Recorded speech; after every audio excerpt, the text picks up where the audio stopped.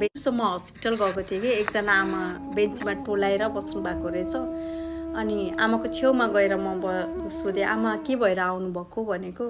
नानी मलाई चाहिँ केही भएको छैन, मेरो श्रीमानलाई मुटुको समस्या छ, त्यो भएर भित्र जचाउन जानुपर्छ डक्टरलाई, म बाहिर कुरेर बसेको भित्र जान नदिएर भन्नुभयो।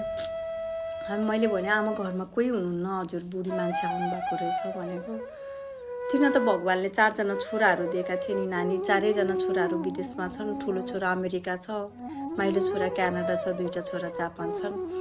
हामी 2 जना बुढाबुढी मात्रै छौँ घरमा, यताउता गर्न जाने कोही छैन। बुढाको साथी बुढी, बुढीको साथी बुढा भने कति वर्षको हुनुभयो भनेको। म 75 वर्षको भएँ, बाबा 82 वर्षको हुनुभयो भन्नुभयो।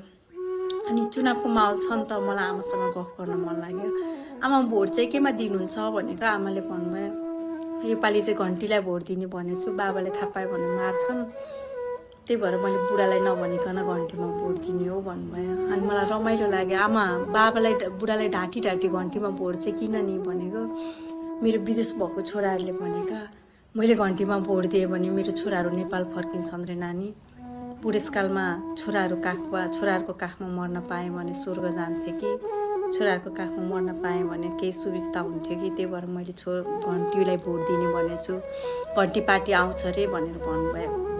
फेरि आमाले मलाई हात समाउँदै सोध्नुभयो कि मैले भोट दिएँ भने मेरो छोराहरू नेपाल फर्किन्छन् त छोरी भन्नुभयो। मलाई त्यति बेला मेरो मुटुमा यस्तो गाँठो पर्यो है, मैले केही उत्तर दिन सकिनँ, आमासँग धेरै कुरा गर्न सकिनँ। मात्र यति भने कि आमा जुन कुरा हजुरले सुन्नु भएको छ त्यही कुरा मैले पनि सुनेको, र जुन विश्वास हजुरले गर्नुभयो त्यही विश्वास मैले पनि गरेको। धेरैचोटि धेरै पार्टीलाई सोचियो, विचार गरियो सबैजनाले, तर योपालि चाहिँ घन्टीलाई हामीले सोच्नुपर्छ, विचार गर्नुपर्छ। तपाईँको छोराहरू नेपाल फर्किन्छन् कि फर्किन्नन् त्यो त मलाई थाहा छैन आमा, तर धेरै आमाको छोराहरू नेपालमा बस्ने छन्।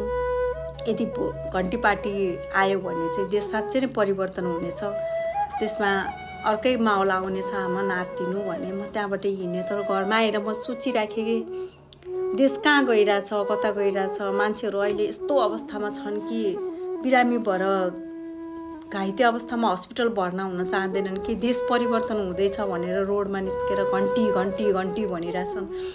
यो बेलामा साँच्चै नागरिकहरू एउटा सचेत भएर सोच्नुपर्ने बेला आएको छ। हाम्रो एक भोटले देश परिवर्तन हुन्छ, देश साँच्चै नै राम्रो बन्छ भन्ने हामी एकचोटि किन म हस्पिटल गएको थिएँ।